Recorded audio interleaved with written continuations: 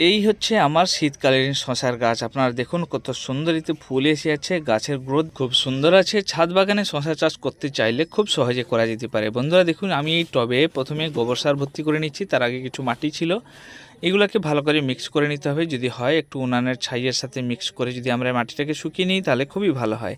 এবারে আমরা শশার বীজ একটা একটা করে বা দুটা দুটা করে লাগিয়ে নিতে পারি, কিন্তু একটা টবে একটা করে গাছ থাকা খুবই ভালো।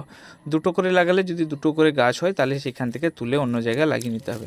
লাগিয়ে নেওয়ার পর আমাদেরকে জল দিয়ে দিতে হবে। বীজটাকে বেশি গভীরে লাগানো উচিত নয়, গভীরে লাগালে বীজটা পচে যাবে বা জল বেশি দিলে বীজটা পচে যাবে। গাছ যখন এইরকম একটু বড় সাইজে হয়ে যাবে এর গোড়ায় আমাদেরকে একটু খাবার দিতে হবে। খাবারের হিসাবে আমরা পুরনো গোবর সার, ভার্মি কম্পোস্ট এগুলো দিতে পারি, নাহলে রাসায়নিক সার দিতে পারি।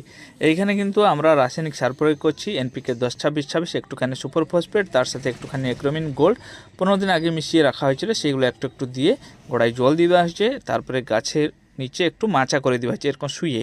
কিছুদিনের পর দেখুন গাছের গ্রোথ কত সুন্দর হয়েছে। গাছটা একদম ঝোপালো হয়ে গেছে, অনেকগুলো ডাল বেরিয়েছে।